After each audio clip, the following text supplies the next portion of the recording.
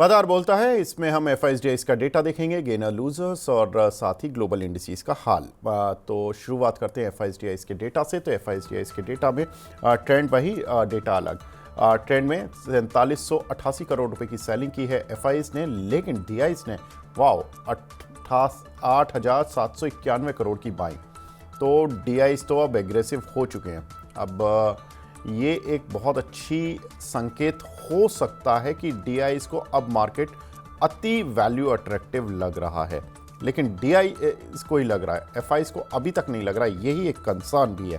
आगे बढ़ते हैं, ग्लोबल इंडिसेस का हाल देख लेते हैं, वहां पर क्या देखने के लिए मिल रहा है। तो ग्लोबल इंडिसेस में देखें तो यहां पर डाउ जोन्स करीब 650 पॉइंट नीचे है, शंघाई फ्लैट है, आज इन पर टैरिफ इफेक्टिव हो रहा है। हैंसेंग 120 पॉइंट नीचे है, निकाई में करीब 2% की गिरावट है, कोस्पी में करीब 0.25% की गिरावट देखने के लिए मिली। तो गिरावट है, हर मार्केट में है, और ऐसा नहीं, लेकिन वही है कि सारी दुनिया शायद इस फियर से आगे बढ़ने की कोशिश कर रही है कि will have to face the reality, और वो रियलिटी फेस कर रहे हैं। आगे बढ़ते हैं, देखते हैं कौन से शेयर्स हैं जो कि आज टॉप गेनर और टॉप लूजर्स हैं। तो टॉप गेनर्स की लिस्ट में देखें तो कॉफ़ी डे यहाँ पर आज एक बार फिर अच्छा उछाल देखने के लिए मिल रहा है, 17% अप।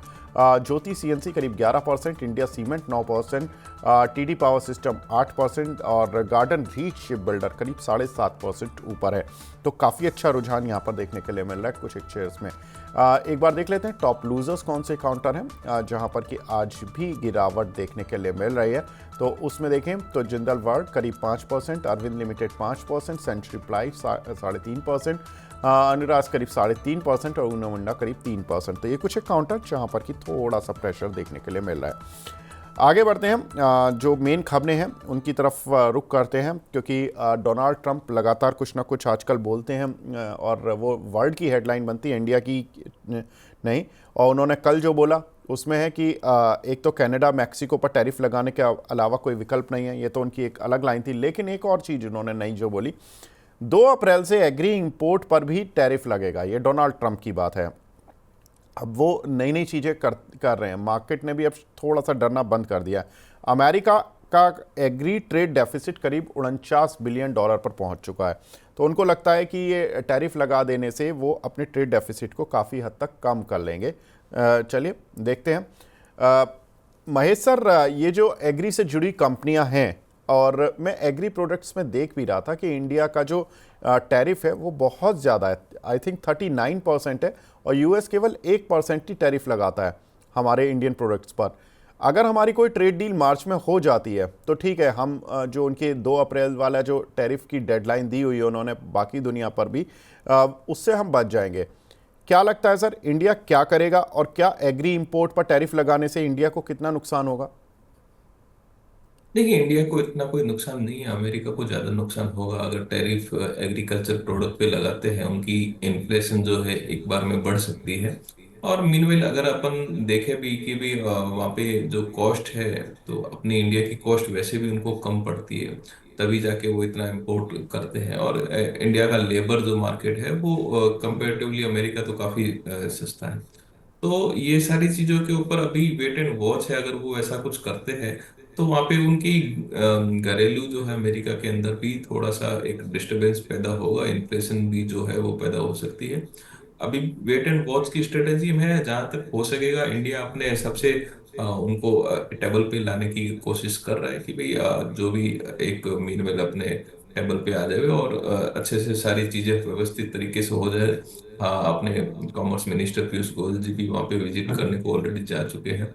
तो मीनवाइल ये एक्सपेक्टेशन की जा सकती है कि कुछ ना कुछ रास्ता जरूर निकल जाएगा, लेकिन 100% एग्री प्रोडक्ट के ऊपर टैरिफ लगाने से कोई सॉल्यूशन उनकी इकोनॉमी के अंदर आ जाएगा, वैसा कोई इमीडिएट लगता नहीं है। तो ये हो सकता है कि टाइम बीइंग के लिए वो एक ट्रायल बेस पे कर ले, बट वहां पे एक नेगोशिएशन के अलावा कोई रास्ता निकलता नहीं। इंडियन कंपनीज के हिसाब से अगर अपन एक्सपोर्ट के हिसाब से देखें तो फार्मा है, एग्री है या टेक्सटाइल है, तो ये सारी चीजें ऐसी है जहाँ पे रिक्वायर्ड रहती है और वो उनको वहाँ के घरेलू मार्केट से कुछ ना कुछ सस्ती वैल्यूएशन पे और क्वालिटी में मिलती है।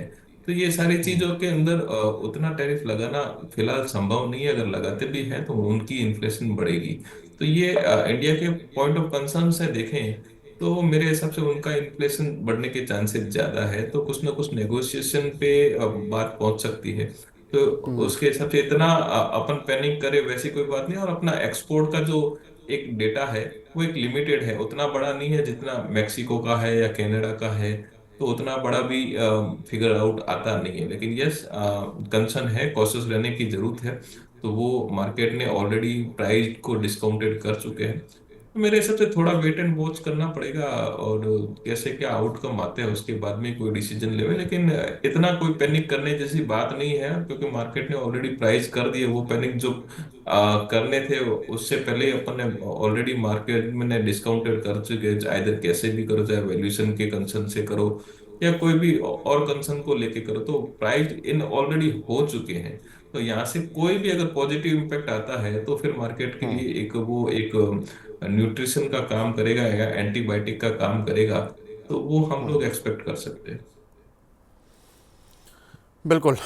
तो ख़राब खबरें आ चुकी हैं और ख़राब खबरों का इम्पैक्ट जो है वो हम ऑलरेडी झेल चुके हैं। तो अब केवल एक ही स्कोप बचता है कि अच्छी खबरें आएँ या राहत भरी खबरें आएँ। और वही महेश सर कह भी रहे हैं, बहुत इम्पॉर्टेंट इस समय स्थिति है मार्केट की, क्योंकि यहाँ से अगर किसी ने गलती कर दी तो सज़ा बहुत बड़ी मिलेगी। सर, जो पहली गलतियाँ हुई उनकी सज़ा तो लोग भोग ही रहे हैं, 40-40% के पोर्टफोलियो डाउन हो गए। लेकिन क्या आपको लगता है कि यहाँ पर एवरेजिंग ना करना एक बड़ी गलती होगी अगर किसी के पास ठीक वाले शेयर हैं? मैं ये नहीं कह रहा कि स्टॉक स्पेसिफिक में आपके पास बेहद ही घटिया क्वालिटी के स्टॉक्स हैं, लेकिन अगर ठीक ठाक मिड कैप स्मॉल कैप में भी अच्छे शेयर्स हैं जो 40-40% टूट चुके हैं, हल्के हाथ से थोड़ी कर लें बाइंग? देखो, आपकी बात बिल्कुल सही है। लेकिन यहाँ पे ऐसे ऐसे समय में स्ट्रेगर्ड वे में आपको मार्केट से एग्जिट नहीं होना चाहिए। ऐसे समय या वैसे ही नहीं कि बिल्कुल नहीं देखना चाहिए। इस सिचुएशन को देख देख देख के और स्ट्रेगर्ड वे में अगर आपको लगता है कि यहाँ पे एक पॉजिटिव इम्पैक्ट आ सकता है और कंपनीज फंडामेंटली अच्छी है, वहाँ पे बिना रीजन के अगर माल डिस्काउंट में मिल रहा है, और हो सकता है कि आगे आने वाले टाइम के अंदर अपन सिचुएशन सुधरती देखें। और अगर कुछ न कुछ ऐसी जगह है जहाँ पे फॉरेन जो है उनकी पॉलिसी से ज्यादा इम्पेक्ट ना पड़ता हो, तो वो सारी चीजों के अंदर, और जहाँ पे घरेलू इम्प्लीकेशन है, इधर देखिए फाइनेंशियल सेक्टर है, बैंकिंग है। तो ये सेक्टर में आरबीआई ने अभी जो स्टेप्स लिए हैं काफी पॉजिटिव स्टेप्स है। एनबीएफसी के लिए काफी पॉजिटिव स्टेप्स लिए, लिक्विडिटी बढ़ाने के लिए काफी स्टेप्स लिए। तो ये अभी इमीडिएट आएंगे नहीं, लेकिन एक दो क्वार्टर के अंदर यहाँ पे जो है काफी कुछ चीजें पॉजिटिव होती नजर आएगी। तो ये सारे सेक्टर के अंदर स्लोली स्ट्रेगर्ड वे में जहाँ पे आपको अपॉर्चुनिटी मिलती है वहाँ पे स्ट्रेगर्ड वे में इन्वेस्टमेंट करना चाहिए। पीएसबी है जहाँ पे गुड डिविडेंड पे स्टॉक्स है, वहाँ पे रिस्क जो है बाकी जो मार्केट से वहां पे कम रहता है। तो वहां पे वैसे स्टॉक्स के अंदर धीरे धीरे निवेश करना यहाँ से बनता है। और देखिए आपका व्यू जो है थोड़ा सा, ये सारी चीजें मार्केट के अंदर आती है, ये सारे फेसेस है जो अपने को एज ए 2-3 साल में एक बार आता है और कोई ना कोई रीजन बनता है। अभी फिलहाल ट्रम्प का रीजन है वो थोड़ा सा बड़ा है और एक वर्ल्ड मार्केट के लिए इम्पेक्ट कर रहा है। लेकिन मार्केट के अंदर वैसे भी 2-3 साल के अंदर एक करेक्शन आता ही है। वो अपन मार्केट के इन्वेस्टर को जो एक ट्रेंड है वो झेलते ही। तो ये वो ट्रेंड है थोड़ा सा, ये आपकी बार थोड़ा सा बढ़ गया है, जिसके कारण से थोड़ा सा ज्यादा इन्वेस्टर को पैनिक टाइप का सिचुएशन झेलना पड़ रहा है। तो इसको अभी तक ये करेक्शन मोड में है, क्रैश मोड में है नहीं। हमारी एक्सपेक्टेशन ये है कि जो गवर्नमेंट के स्टेप्स है वो भी ठीक है। अभी इकोनॉमी के डेटा आए हैं वो भी पिछली क्वार्टर से अभी जो आए हैं वो भी ठीक आए हैं। तो यहाँ से सुधार की गुंजाइश के चांसेस है। और यहाँ पे स्ट्रेगर्ड वे में थोड़ा थोड़ा करके आपको पैसा डालना चाहिए, जहाँ पे भी मौका मिलता रहे। कुछ पॉजिटिव चीज आती है तो थोड़ा सा कॉर्पस बढ़े, एक साथ में मत डालिए। अगर आपके पास पैसा है भी, अगर आपके पास समझिए 1 लाख रुपया है, तो 5,000 10,000 का धीरे धीरे बाइंग कीजिए, आराम से कीजिए, जिससे कि आपका एवरेज आउट होगा और आपको एक मार्केट टाइम करने का भी मौका मिलेगा। और जब वापस से एक अपसाइड आएगा तब शायद हो सकता है कि काफी लोगों को वापस से डालने का वो चांस मिलेगा नहीं, क्योंकि जब मार्केट बॉटम आउट करता है तब ऑलरेडी गैप अप ही ओपन होने की नॉर्मली स्ट्रेटेजी देखते हैं। तो वो स्ट्रेटेजी में शायद आपको वापस से बाइंग करने का चांसेस भी वैसा नहीं मिलता है। तो मेरे सबसे स्ट्रेगर्ड वे एक अच्छी आइडियली ऑप्शन जी, रहता है जहाँ पे आप धीरे धीरे करके इन्वेस्टमेंट कर सकते हैं। बिल्कुल। हमारे साथ दूसरे खास मेहमान भी जुड़ चुके हैं। हमारे साथ बीएन के रिसर्च के हेड रचित खंडेलवाल जी भी जुड़ चुके हैं। रचित जी, गुड मॉर्निंग। सर नमस्कार। मेरे फेलो पैनलिस्ट को भी नमस्कार, सभी दर्शकों को नमस्कार, and as always thank you for having me here. Pleasure sir, आप हमारे साथ जुड़े, बहुत बहुत शुक्रिया। आज थोड़ा हमारे महेश जी थोड़ा सा नासाज है, उनकी तबीयत, इसलिए थोड़ा आपको पहले बुला लिया। लेकिन रचित जी, ये बताइए, ये जो मार्केट है, अब आप क्लाइंट को क्या बोल रहे हैं? देखिए, क्लाइंट तो सबकी एंग्जाइटी बढ़ी हुई होगी इस समय। डेफिनेट सी बात है, आपको कॉल भी कर रहे होंगे, सर पोर्टफोलियो डाउन आ गया, ये तो रोज आ रहा है नीचे, अभी क्या करना है? तो आप आंसर क्या दे रहे हैं सर? सर जो क्लाइंट को आंसर दे रहा हूँ वही टीवी पे दूं या जो टीवी पे बोलना चाहिए वो बोलूं? इसका सर थोड़ा देखो, सा दर्शकों की शिकायत ये रहती है एक्सपर्ट्स के साथ कि सर वो क्लाइंट्स को कुछ और बोलते हैं, हमें कुछ और बोलते हैं। अक्सर कई बार मैंने ये देखा है। आप सच्चाई बोलिए। सर देखिए, सच्चाई बहुत सिंपल है कि क्या जरूरी है कि अगर ये मार्केट खुल रहा है तो डेली कुछ ना कुछ करना ही चाहिए। It's a very frank thing, मतलब let me be very honest. और क्योंकि सिर्फ ये मार्केट खुल रहा है इसीलिए आपको कुछ ना कुछ करना है, I don't see any sense behind it. One two, अब हम ये देखें कि इस सिचुएशन में हमें करना क्या चाहिए। तो देखिए सर, ये मार्केट मंडे टू फ्राइडे 365 दिन खुला रहता है, बहुत कम छुट्टियां मिलती हैं, और इसकी हमें बहुत हमेशा से शिकायत चलती ही रहती है कि हमारे पास छुट्टियां बहुत कम होती हैं। आप इसको ऐसे ले लें कि एक तरीके से मार्केट ने आपको छुट्टी दे दी है, और मार्केट ने छुट्टी दे दी है तो इस छुट्टी में क्या करना चाहिए? इस छुट्टी में बेसिकली थोड़ा सा इंट्रोस्पेक्शन करना चाहिए, थोड़ी सी अपनी गलतियां, थोड़ी सी खामियां जो सबसे होती हैं, मेरे से भी होती हैं, आपसे भी होती हैं, हर इन्वेस्टर हर ट्रेडर से होती है, उसको इंट्रोस्पेक्ट किया जाए, उसको कैसे ठीक किया जा सकता है उसके रचित बारे सर, ये में। बात नहीं बता रहे सर आप क्लाइंट को, आप ये फिर वही दर्शकों वाली बात बता रहे हो सर। ये तो सर पूजा पाठ और अंतरात्मा को तो सर शांत कर लेंगे कि क्या इंट्रोस्पेक्शन करना है सर? 6 महीने में सबका इंट्रोस्पेक्शन हो गया, अब क्या करेंगे सर? अब क्या सर कमंडल लेके बैठे मार्केट में कि भाई हमने क्या गलतियां की सर? अब ये बताइए सर, गलती सुधार कैसे होगी?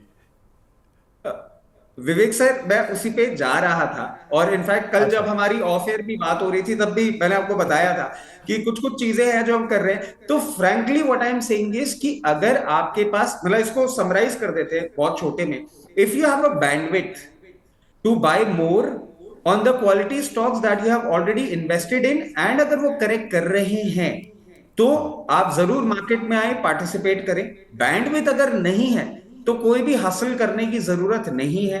यहां पे ऐसा बिल्कुल भी ना सोचा जाए कि अगर आप, क्योंकि अगर क्वालिटी स्टॉक्स है और वो करेक्ट कर गए हैं, आज जैसे मैं आपको एक सिंपल सी बात बोलता हूं कि आप यहां पे मेरे को बोलते हैं कि रिलायंस इतना ज्यादा करेक्ट कर रहा है, अब रिलायंस में क्या करना चाहिए? क्योंकि रिलायंस ने अपना जो करेक्शन का ब्यूगल है वो कल ही एक बार थोड़ा सा ब्लो किया था, और उसी में बहुत लोग थोड़े से हिल गए थे कि रिलायंस जैसा स्टॉक भी अगर इतना करेक्ट करने लग जाता है तो क्या किया जाए। सिंपल चीज है, रिलायंस भी अगर करेक्ट करता है, या कोई भी अच्छा पेडिग्री, कोई भी अच्छा फंडामेंटल का स्टॉक अगर करेक्ट करता है, सिंपल स्ट्रैटेजी लेके चलिए। 15 से 20% के करेक्शन में 10 से 15% का अपना बाइंग इंटरेस्ट जनरेट करिए, if you have bandwidth. Bandwidth नहीं है तो कोई बात नहीं, दूरी बनाए रखें, नहीं देखें पोर्टफोलियो, कुछ ना करें for the time being, this shall too pass away. It's a very simple strategy. जब हमारे पास लड़ाई का असला नहीं है तो हमें ना तो लड़ाई में दिमाग लगाना है, लड़ाई लड़ने का सोचा है। दूसरी चीज एक ये भी हो सकता है कि आपके पास जो स्टॉक करेक्ट किया है वो फंडामेंटली भी खराब हो, जो कि हमें कई बार देखने को मिलता है, और चैनल के माध्यम से हम दर्शकों से जब डिस्कस करते हैं तो ये बात बोलते भी हैं कि ये स्टॉक में हमें कोई अपसाइड नहीं दिख रहा है, उसको स्विच कर लें। उसको स्विच आप करेंगे, कैसे करेंगे? एक लॉस मेकिंग स्टॉक से निकलेंगे और एक ऑलरेडी करेक्टेड ब्लू चिप में अपना इन्वेस्टमेंट कर लेंगे, सो दैट आपका जो एक लॉन्ग टर्म का जर्नी है वो थोड़ा सूदिंग हो जाए। कोई भी खराब स्टॉक में अगर आप फंसे हुए हैं, ये अच्छा टाइम है रीशफल करने का। आप 99% लॉस में ही निकल रहे हैं, और 99% एक अच्छे करेक्टेड ब्लू चिप में अगर इन्वेस्ट करते हैं तो आपकी आगे आने वाली जर्नी थोड़ी सी सूदिंग हो जाती है। This is a basic thing जो मैं सजेस्ट कर रहा हूं, बट ये तभी है जब पॉइंट नंबर 1 बैंडविड्थ है, पॉइंट नंबर 2, पेडिग्री या स्टॉक खराब है तो उसको स्विच कर लीजिए। तीसरी बात जो मैं स्टार्टिंग में बोल रहा था कि there is no point that you should be putting so much of brain into things like these. आप आराम से मार्केट से दूरी बना के रखें। और कल शाम को भी जो मैंने बात बोली है, मैंने अपने लिए एटलीस्ट 1 महीने का टाइम बाय कर लिया फॉर पीस, कि 1 महीने तक मार्केट को सिर्फ देखिए, जो लेवल्स है वो इंप्रूव होते हैं, जो ट्रम्प साहब है वो चुप होते हैं, या ऐसी कोई स्ट्रैटेजी सेटल होती है उसके बाद ही कुछ करें, अन्यथा अभी कुछ ना करें, देखते रहें मार्केट। बिल्कुल।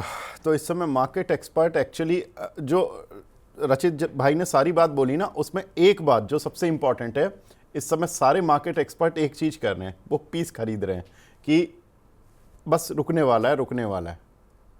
रचित भाई यही बात है ना जो आप बोलना चाह रहे नहीं थे? नहीं नहीं सर, ऐसा ऐसा मत बोलिए सर, मैं ट्रोल हो जाऊंगा। मैं बिल्कुल नहीं बोल रहा हूँ यहाँ रुकने वाला है सर, मेरे को नहीं पता ये मार्केट कहाँ रुकने वाला है। पहले 22,800 पे सर सपोर्ट दिखा सर रहा, देखिए, अगर फिर अगर यहां से 22,500 मार्केट पे घूम गया, सर अगर आपने 1 महीने का टाइम बोल दिया कि आप युद्ध से दूर रहिए, और यहां से मार्केट घूम गया और यहां से सारे शेयर अगर 10-10, 15-15% रिकवर हो गए, तो सारे लोग ये बोलेंगे कि भाई साहब आपको 35-40% पे भी मतलब हम कैलकुलेट नहीं कर पाए कि ये शेयर गिरने वाले हैं। अब अगर यहां से बाउंस हो गए तो हमें यहां भी नहीं पता था कि यहां से बाउंस होने वाले हैं, तो सर ट्रोलिंग तो तब भी होगी। नहीं नहीं सर, तो उसके लिए मैंने बोल दिया ना, अगर आपके पास बैंडविड्थ है तो खरीदिए। मैंने वो पहले अच्छा ही क्लियर कर दिया ठीक है, सर, ये अगर बात आपके ये पास बात पैसे ठीक है का फिर। बैंडविड्थ है तो खरीद लीजिए। सर तो बस साफ मगर शब्दों में बोल दीजिए ज्यादा कि हंसी- अगर पैसे हैं तो खरीद लीजिए, नहीं है तो बैठ जाइए, बस यही है ना। हाँ, महेश और सर यही अगर मान लूं खराब आपका स्टॉक भी, पकड़ा हुआ है, महेश सर ये अगर आपका भी मान खराब लूं सर। स्टॉक पकड़ा हुआ है तो निकल के सही में चले रिसर्च की जाइए। नोट में नीचे जो डिस्क्लेमर आता है, वो वाला हाँ डिस्क्लेमर डाल दिया इन्होंने। नीचे रिसर्च नोट में जो नीचे डिस्क्लेमर आता है, वो वाला डिस्क्लेमर डाल दिया आपको। और बाकी उन्होंने सर, पर्टिकुलर पर्टिकुलर को स्टॉक स्पेसिफिक पे ध्यान किया नहीं, और सेक्टर नीचे डिस्क्लेमर डाल दिए, जो आपको अच्छा लगे वो आप कर सकते हो।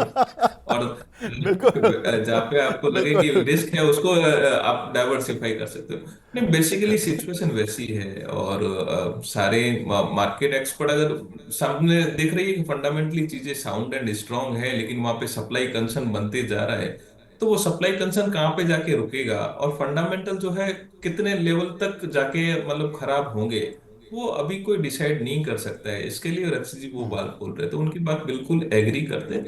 लेकिन माइक्रो लेवल पे अगर अपन देखने को जाएंगे तो कुछ चीजें अपने को दिखेगी।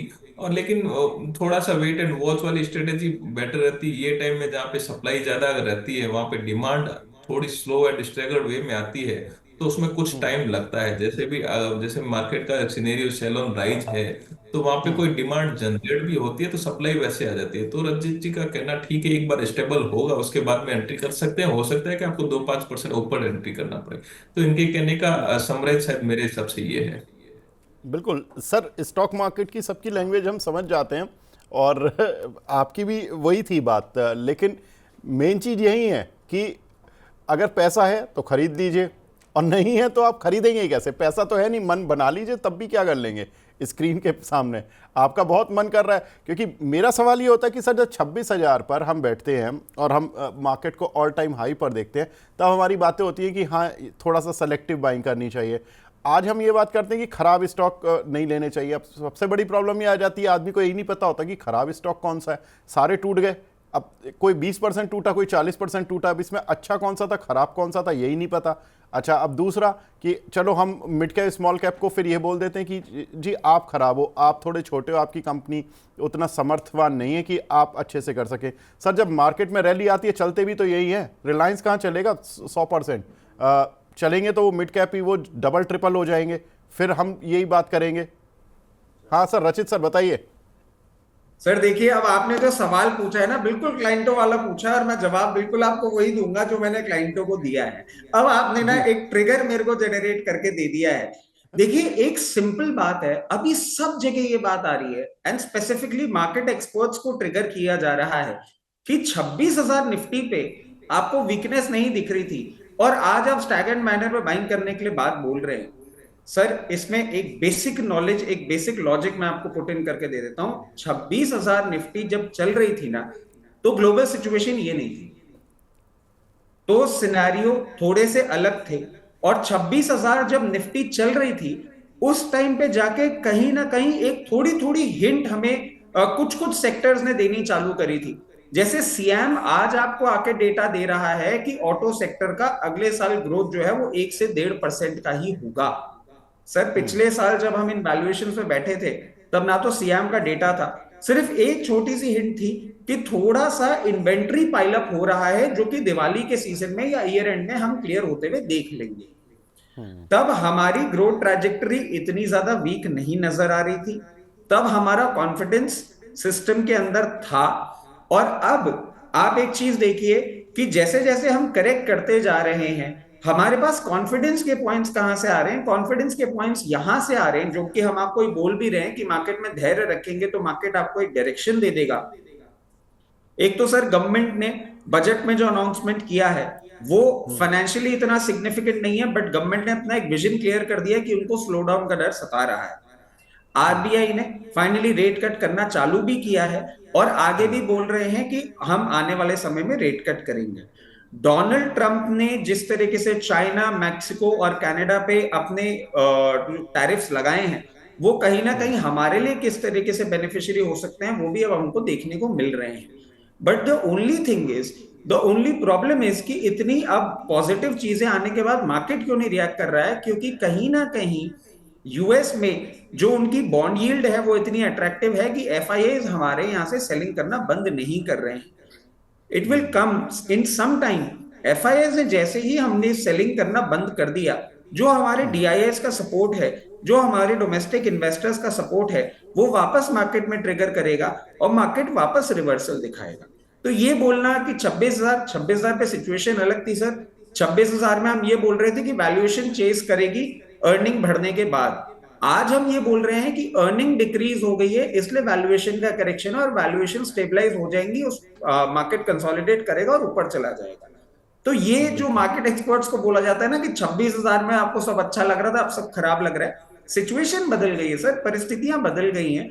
सिर्फ आंकड़ों का खेल नहीं होता है, बहुत सारे सेंटिमेंट्स होते हैं, बहुत सारी ड्राइविंग फोर्सेस होते हैं, इंटरनेशनल फैक्टर्स होते हैं। आज अब ये एक छोटा सा और आपको पॉइंट ऐड करूंगा सर, आज हमारी वापस वो सिचुएशन खड़ी हो रही है कि पूरा का पूरा यूरोप जो है वो यूएस के खिलाफ खड़े होने को तैयार हो रहा है for Ukraine.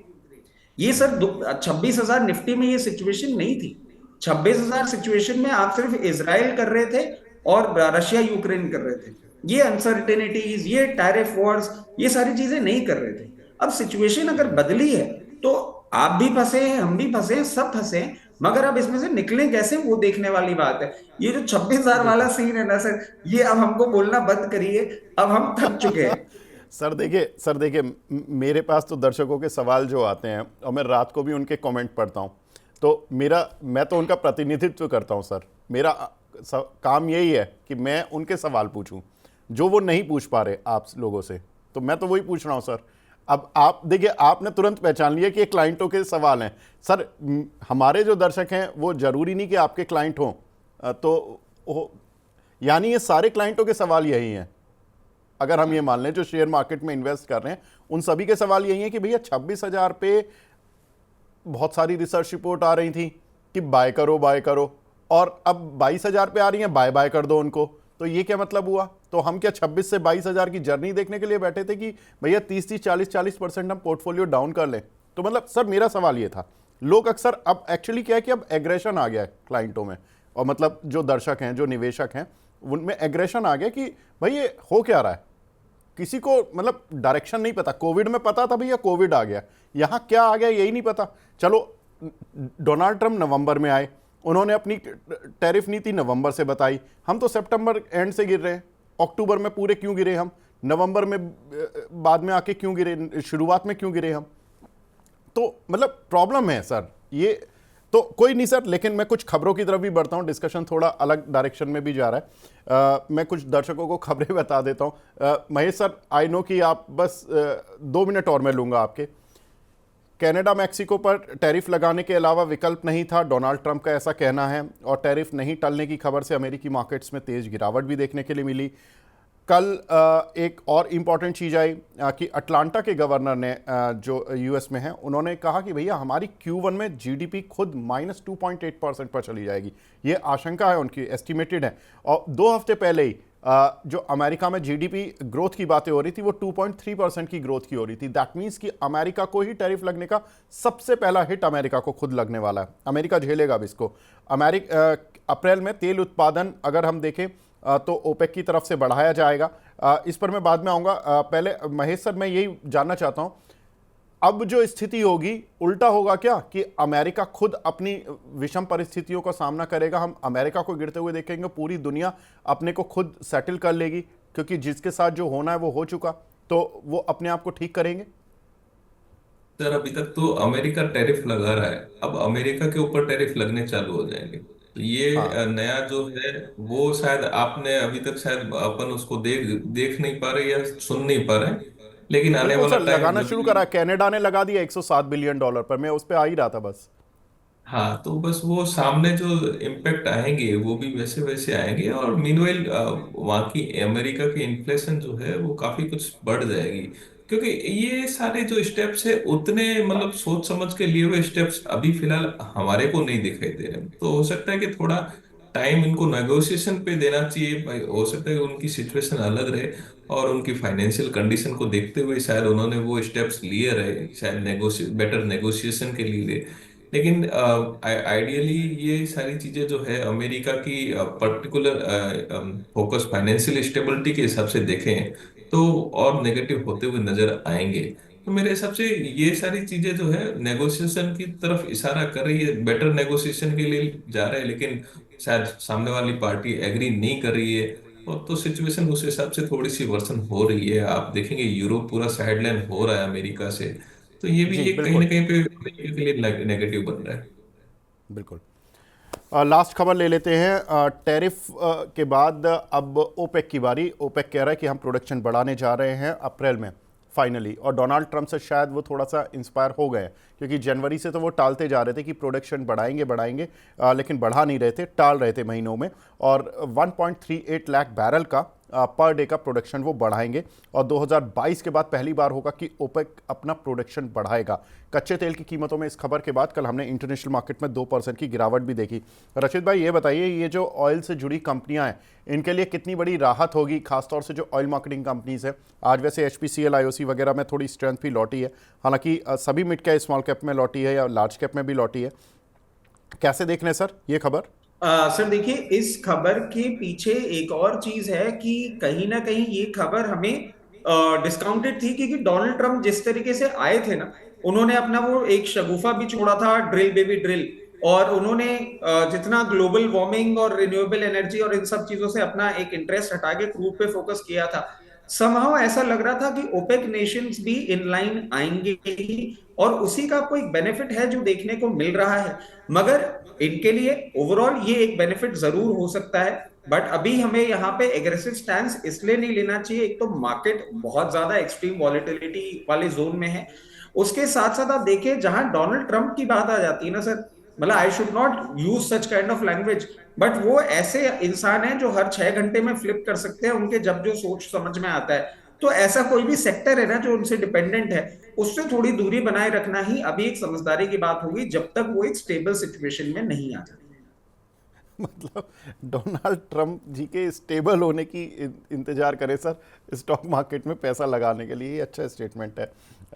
Sir ji sir. एक चीज और मैं ऐड करूंगा, जो अभी ओजा साहब बोल रहे थे उसमें एक और चीज मैं ऐड करूंगा कि सर उन्होंने इतना एग्रेसिव स्टेटमेंट दे दिया और इतनी बिना सोची समझी बातें कर जाते हैं कि उन्होंने इंडियन फार्मा पे 25% टैरिफ लगाने की बात कर दी थी। अब आप अगर हमसे दवाइयां 25% टैरिफ पे ले रहे, आपकी जरूरत है और हमको पता है आपकी जरूरत है, बट रोटी कपड़ा मकान के बाद आज के टाइम सबसे ज्यादा इंपॉर्टेंट कोई चीज होती है तो वो दवाइयां होती हैं। अब आप 25% टैरिफ लगा के अगर ये बोल रहे हैं कि हम यूएस में वो दवाइयां बनाना चालू कर देंगे, दिस इज नॉट बिल्कुल वर्केबल।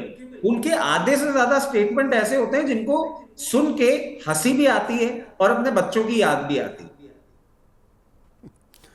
बिल्कुल सर, लेकिन कहते तो यही हैं कि वो बहुत बड़े डिप्लोमेट हैं और अपनी बार्गेन पावर को स्ट्रांग रखते हैं। हंसी तो खैर वो हर कुछ बातें तो ऐसी करते हैं। वैसे हम विवेक जी, बता दें कि एक खाली एक बात ऐड करना चाहूंगा। आप गनीमत मानिए कि हमारा इंडिया का एक्सपोर्ट जो यूएस को है कंपेयर टू हाँ अदर कंट्रीज वो कम है। तो हमारे को उतना मतलब हम प्रेशर जो है कम झेल रहे हैं, ये बात आप समझ सकते हैं।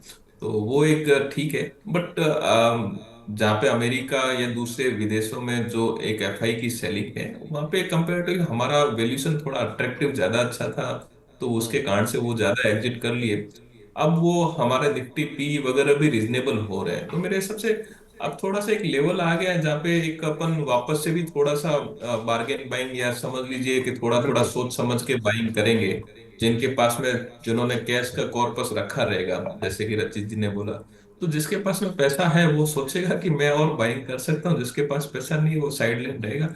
लेकिन सिचुएशन यहाँ से थोड़ी थोड़ी सुधरनी एक्सपेक्टेड की जा सकती है। मार्च का महीना है, शायद हो सकता है कैपिटल जो लॉसेज वगैरह है वो भी एडजस्टमेंट हो जाएंगे, उसके बाद में वापस से नई शुरुआत करेंगे। और कहीं ना कहीं पे गवर्नमेंट भी, मैं पिछले कुछ दिनों से देख रहा हूँ कि गवर्नमेंट का भी फोकस जो है मार्केट की बिल्कुल। तरफ बढ़ रहा है। इससे टर्नओवर कम हो रहा है, टैक्सेस का रेवेन्यू भी कम होगा, तो मार्केट के अंदर थोड़े स्टेप्स गवर्नमेंट की साइड से, ज्यादा नहीं तो थोड़े बहुत स्टेप्स जरूर आने चाहिए। जी महेश सर, दो चीज़ें। एक तो बहुत बहुत शुक्रिया आप आए, और उल्टा 10 मिनट पहले मुझे छोड़ना था, जो मुझे मेरी टीम ने बोला, और मैं 10 मिनट एक्स्ट्रा लेके भेज रहा हूँ आपको, और बीमार वाले दिन पर। लेकिन दूसरी चीज़ सर, मैं आपको कनेक्ट भी कर रहा था सर। महाराष्ट्र जो मुंबई है हमारी, वहाँ पर समिट है, तो उसके लिए ओपन इनविटेशन आप दोनों को ही मैं दे रहा हूँ। रचित भाई से मेरी कल बात हो गई थी, पर आपसे बात नहीं हो पाई थी। तो कल हमारा सेंटा क्रूज़ में ताज होटल में वहाँ पर समिट है, तो आप प्लीज़ आइए। अगर आप स्वस्थ हों तो हम आपके स्वस्थ होने की कामना करते हैं। धन्यवाद सर हमारे साथ जुड़ने के लिए। Thank you.